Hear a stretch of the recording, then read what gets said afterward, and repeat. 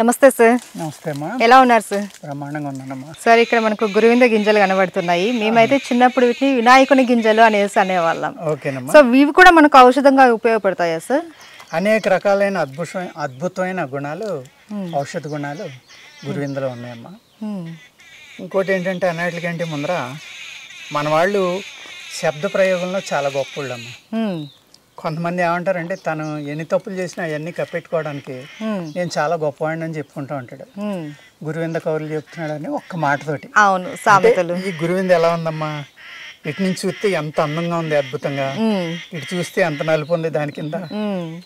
అంటే ఈ అందాన్నే చూపిస్తున్నాడు తప్ప ఆడు తప్పుడు గుణాలు చెప్పకుండా అందాన్ని ఒక్కదాన్నే చెప్తున్నాడు, నేను గొప్పవాడిని చెప్తున్నాడని ఒక సింపుల్ శబ్దంతో గురువింద అనే చిన్న మాటతోటి ఆ మనిషి యొక్క చెడు లక్షణాన్ని కూడా చెప్పేవారమ్మా.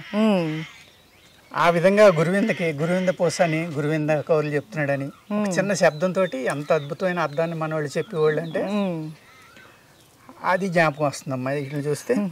అదేవిధంగా ఈ గురువిందలో విష పదార్థం అమ్మా, ఇది విష పదార్థం అయినా దీంట్లో ఔషధం ఉంది, ఔషధ గుణాలు. ఇది తింటే కనుక చనిపోతారమ్మా. 2 వరకు పర్వాలేదమ్మా, 1-2 తింటే నిద్ర వస్తుంది, ఎక్కువ తింటే కనుక చనిపోతారమ్మా. పిల్లలు 2 తిన్నా కూడా నిద్రపోతే కనుక కష్టం లేవడం. అందుకు ఈ గురువింద అనేది విషం కాబట్టి చాలా జాగ్రత్తగా ప్రయోగించాలమ్మా. దీనిని పౌడర్ చేసుకుని, అంటే పై తొక్క ఉండకూడదమ్మా, మనం ఇది నానబెట్టి కనుక తొక్క తీసేసి ఆ పప్పును ఎండబెట్టుకోవాలమ్మా. ఎండబెట్టుకుని ఆ పప్పును పౌడర్ చేసుకుని కొద్దిగా అంటే ఈ గురువిందని 2 సార్లు పీల్చాలి. జస్ట్ ముక్కుతోటి పీలిస్తే అమ్మా అప్పుడు సైనస్ ఉంది కదా, ఆ సైనసైటిస్ అనేది తగ్గిపోతుందమ్మా. అలాగా ఒక 5 రోజులకు ఒకసారి అలా పీలుస్తూ ఉంటే విపరీతమైన తుమ్ములు వచ్చి ఈ సైనస్ వల్ల ఈ ఏరియాలో ఫామ్ అయిన పస్ ఫామ్ అవుతుందమ్మా. ఇదంతా ఇలాగా ఈ పస్ అంతా కూడా బయటకు వచ్చేసి ఆ పస్ ఫామ్ అవడానికి కారణమైన క్రిములన్నీ కూడా చనిపోతాయమ్మా. చనిపోయి అద్భుతంగా మీకు సైనస్ అనేది ఒక మిరకిల్లే పనిచేసి తగ్గిపోతున్నాం. మీరు అయితే చాలా జాగ్రత్తగా కూడా వాడాలి సార్. మీరు చెప్తున్నారు చాలా డేంజర్ అని కూడా. జస్ట్ ఒక్క గింజలో ఉన్న పౌడర్ మనం 2 times వాడుకోవాలి. అంతే తప్ప ఇది పౌడర్ ఎక్కువ ఉంది కదా అని ఎక్కువ పీలిస్తే కూడా మళ్ళీ మొత్తం వస్తుందమ్మా, కొంచెం చెడ్డ చేస్తుంది ఇది. అందుచేత దీన్ని వాడేటప్పుడు చాలా జాగ్రత్తగా డాక్టర్ల దగ్గర మాత్రమే ఆ పౌడర్ తీసుకుని, వాళ్ళు చెప్పినట్లే గారు చెప్పారులే అని మీరు మీ ఇష్టం వచ్చినట్టు పౌడర్ చేసేసుకుని ఇది ఎక్కువ పీలిస్తే ప్రమాదం. ఎంత మంచి గుణం ఉంటుందో దాని వెనకాల అంత ప్రమాదం కూడా ఉంటుందమ్మా. చాలా అట్లా ఉంటుంది అలాగే. అందుకే చెప్తూ ఉంటారు వైద్యుల సూచనతోనే వాడాలి అనేది. అదేవిధంగా ఈ గురువింద యొక్క ఆకు చాలా తీయగా ఉంటుందమ్మా. మీరు ఎప్పుడైనా తిన్నారో లేదో తెలియదు. లేదు సార్, తినలేదు. తీయగా ఉంటుంది దీని ఆకు, చాలా తీయగా ఉంటుంది. అది తినొచ్చా సార్? తినొచ్చు. దాన్ని కిళ్ళిలో కూడా వేస్తారమ్మా. ఇది ఆకు గురించి చెప్పాను కదమ్మా, ఇది గురువింద ఆకమ్మా.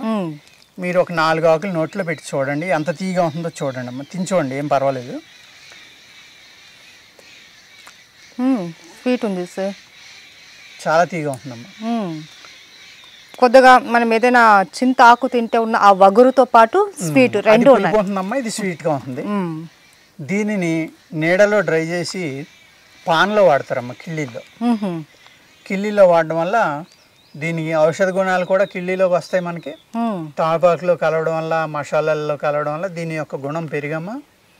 అనేక రకాలైన పంటి జబ్బులు, నోటి లోపల ఉన్న అనేక క్రిముల్ని ఇవి నిర్మూలిస్తాయమ్మా. ఈ తీపి గుణానికి అవన్నీ అట్రాక్ట్ అయ్యి వస్తాయి, వచ్చి చనిపోతాయి అన్నమాట.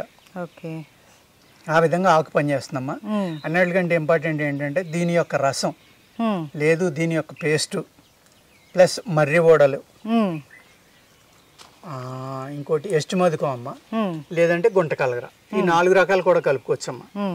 ఈ 4 రకాల పేస్టులు చేసి ఈ పేస్టులకు సమంగా, అంటే ఈ 1 కిలో ఉన్నాయనుకోండి, 3 కిలోలు నువ్వుల నూనె వేసుకోవాలమ్మా. అందులో వేసుకుని నూనె మిగిలిలే కాసుకుని మీరు తలకు రాసుకుంటే హెయిర్ గ్రోత్ ఎంత బాగా వస్తుందంటే దాంట్లో గురువిందాకు అనేది చాలా బాగా పనిచేస్తుంది హెయిర్ గ్రోత్లో. ఓకే, సో దీన్ని మనం ఆయిల్లో మీరు చెప్పిన 4 పదార్థాలు కలిపి ఆయిల్లో వేసి బాగా బాయిల్ చేయాలి. 1 కిలో పేస్ట్కి 3 కిలోల నువ్వుల నూనె. 3 కిలోలు వేసుకోవచ్చమ్మా. అదేవిధంగా దీని రూట్ వేరే ఏదైతే ఉందో అది పుష్యమే ఆదివారం రోజున కలెక్ట్ చేసి ఉంచుకోవాలమ్మా. సో అవి కలెక్ట్ చేసుకోవడానికి కూడా ఒక పర్టికులర్ రోజు ఉంటుంది, నక్షత్రం తిథి వారం అన్నీ ఉంటాయమ్మా. ఆ పుష్యమి ఆదివారం అనేది సంవత్సరంలో మ్యాక్సిమమ్ 1 నుంచి 2 సార్లు వస్తుందమ్మా. అటువంటిది నేను ఆయుర్వేద శాస్త్రం నేర్చుకుని వైద్యం చేయడం మొదలుపెట్టాక లాస్ట్ ఇయర్ 4 టైమ్స్ వచ్చిందమ్మా. ఎప్పుడు రాలేదు నాకు తెలిసినంత వరకు ఆ పుష్యమి ఆదివారం.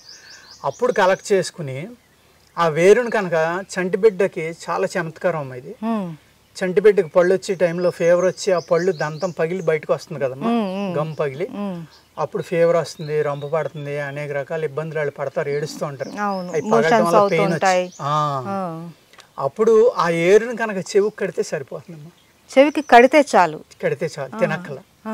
ఆ దంతాలు ఎటువంటి బాధ లేకుండా హ్యాపీగా దంతాలు వచ్చి పిల్లలకి వాళ్ళు ఎటువంటి ఇబ్బంది బాధపడకుండా ఎప్పుడు నవ్వుతూనే ఉంటారు. అంత అద్భుతమైన చమత్కారమైన చిట్కా ఈ గురువింద వేరుతోటి చేయొచ్చమ్మా. సో మన ఆయుర్వేదంలో చాలా అద్భుతాలు ఉన్నాయి సార్. ప్రతి మూలికకు ప్రతి చెట్టుకు ఒక ఔషధం అనేది ఉంటుంది, కానీ మనకు అది తెలియలేదు. మీలాంటి వాళ్ళ వల్ల, మీలాంటి పెద్దలు చెప్పడం వల్ల మళ్ళీ అవన్నీ కూడా మన వ్యూవర్స్కి కూడా తెలుస్తూ ఉన్నాయి.